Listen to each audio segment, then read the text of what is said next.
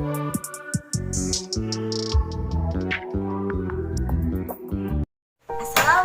warahmatullahi wabarakatuh.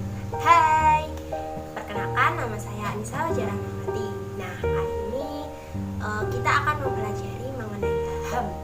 Yang lebih tepatnya kita akan mempelajari tentang pelanggaran HAM di Indonesia. Nah, sebelum kita masuk ke pelanggaran HAM, kita harus mengetahui dulu apa itu HAM. Nah, HAM sendiri merupakan singkatan dari Hak Asasi Manusia. Nah, HAM merupakan hak dasar atau hak pokok yang dianugerahkan oleh Tuhan Yang Maha Esa dan merupakan bawaan sejak lahir, sehingga orang lain tak memiliki hak untuk melanggarnya. Manusia terikat dengan hukum. Kemudian, menurut Kamus Besar Bahasa Indonesia, pengertian HAM sendiri merupakan hak yang dilindungi secara internasional, yaitu deklarasi PBB, Declaration of Human Rights, seperti hak untuk hidup, hak kemerdekaan, hak untuk memiliki, hak untuk mengeluarkan pendapat. Hak asasi manusia di Indonesia telah diatur secara tegas pada konstitusi negara yang selanjutnya diatur dalam Undang-Undang Nomor 39 Tahun 1999. Nah, meski telah ada peraturan perundang-undangan, namun persoalan pelanggaran HAM masih saja terjadi.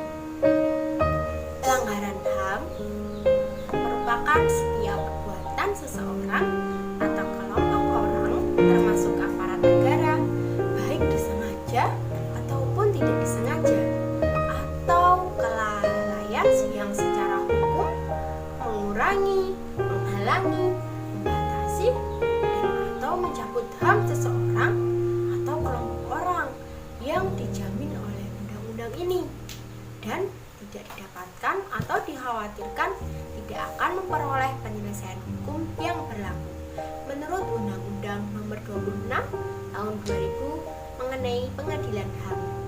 Nah, kasus pelanggaran HAM ini dapat dikategorikan dalam dua jenis, yaitu kasus pelanggaran HAM yang bersifat berat dan kasus pelanggaran HAM yang bersifat biasa.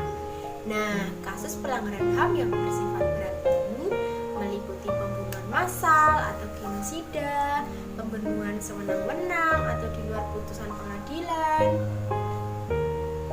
penyiksaan, penghilangan orang secara paksa, perbudakan atau diskriminasi yang dilakukan. Pelanggaran HAM yang biasa ini meliputi pemukulan, penganiayaan, pencemaran nama baik, menghalangi orang untuk mengekspresikan pendapatnya, menghilangkan nyawa orang lain, dan lain-lain.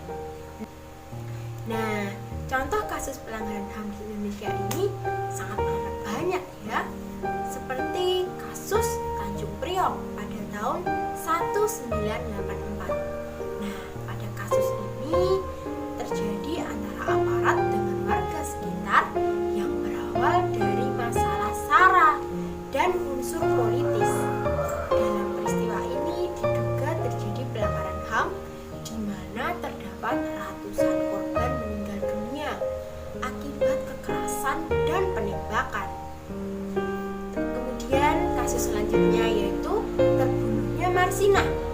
Nah, Marsinah itu merupakan seorang pekerja wanita PT Catur Putra Surya Porong, Jawa Timur pada tahun 1994. Nah, Marsinah merupakan salah satu korban pekerja dan aktivis yang hak-hak pekerja di PT Catur Putra Surya Porong, Jawa Timur. Nah, dia ini meninggal secara mengenaskan dan diduga menjadi korban pelanggaran HAM yang berupa penculikan, penganiayaan, kemudian dan pembunuhan. Dan yang selanjutnya ada kasus terbunuhnya wartawan Udin dari harian Buruh Birmas tahun 1996. Kemudian ada peristiwa Aceh pada tahun 1990. Nah, peristiwa ini terjadi di Aceh sejak 1990 ya. Nah, itu memakan banyak korban, baik dari pihak aparat maupun penduduk sipil yang tidak berdosa paksa. Peristiwa Aceh ini diduga dipicu oleh unsur politik, di mana terdapat pihak-pihak tertentu yang menginginkan Aceh merdeka.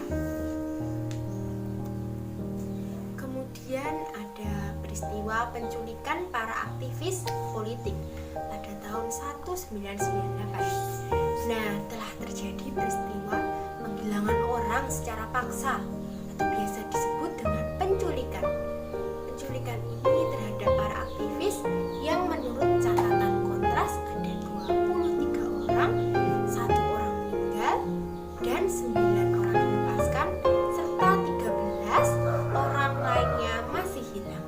Dan kemudian ada peristiwa Trisakti dan Semanggi pada tahun 1998. Nah, tragedi Trisakti ini terjadi pada tanggal 12 Mei 1998 dengan 4 mahasiswa meninggal dan puluhan lainnya luka-luka. Nah, tragedi Semanggi 1 terjadi pada 11 sampai 13 November 1998 dengan 17 orang warga sipil meninggal, dan tragedi Semanggi yang kedua pada tanggal 24 September 1999 dengan 1 orang mahasiswa meninggal dan 217 orang luka-luka. Dan ada peristiwa kekerasan di Timur Timur pasca jejak pendapat tahun 1999. Nah, kasus pelanggaran hak asasi manusia menjelang dan pasca jejak pendapat tahun 1999 di Timur Timur secara resmi ditutup setelah penyerahan laporan Komisi Kebenaran dan Persahabatan KKP Indonesia Timur Leste kepada 2 kepala negara terkait. Kemudian ada kasus Dayak dan Madura pada tahun 2000. Nah, pada kasus ini terjadinya bentrok antara suku Dayak dan Madura, pertikaian etnis yang juga memakan banyak korban dari dua belah pihak. Kemudian ada kasus TKI di Malaysia pada tahun 2002. Nah, peristiwa ini terjadi penganiayaan terhadap tenaga kerja wanita Indonesia, dari persoalan penganiayaan oleh majikan sampai gaji yang tidak dibayar. Kemudian ada kasus Ambon. Kasus ini terjadi pada tahun 1999. Nah, peristiwa yang terjadi di Ambon ini berawal dari masalah sepele yang merambat ke masalah SARA sehingga dinamakan perang saudara, di mana telah terjadi penganiayaan dan pembunuhan yang memakan banyak korban.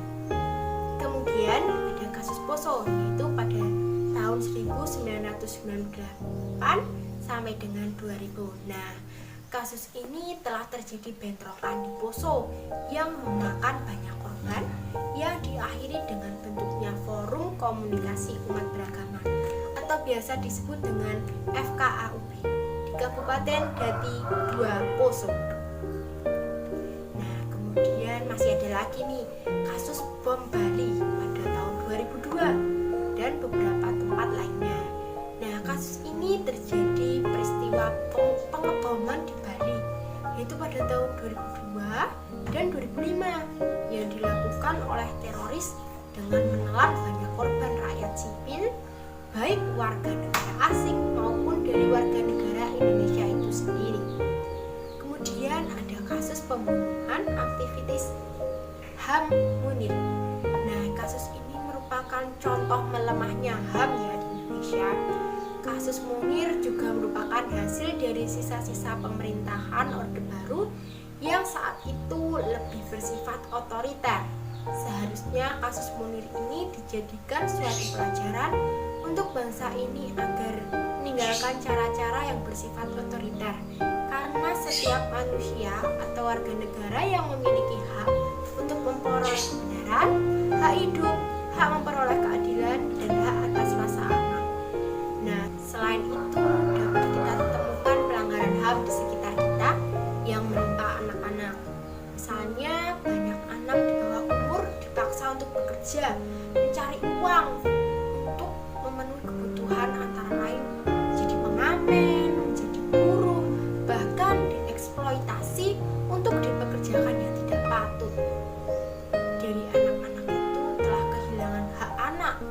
yang berupa perlindungan oleh orang tua, keluarga, masyarakat, dan negara dari eksploitasi ekonomi dan pekerjaan. Ada juga sejumlah kasus anak yang melanggar hukum, misalnya seperti pencurian, penganiayaan, penggunaan narkoba, pemerkosaan, perampokan, penjambretan, dan perkelahian. Nah, mungkin itu saja dulu yang dapat saya sampaikan kali ini. Banyak salah kata, saya mohon maaf. Semoga ilmunya bisa bermanfaat untuk kita semua. Sekian dari saya. Wassalamualaikum warahmatullahi wabarakatuh.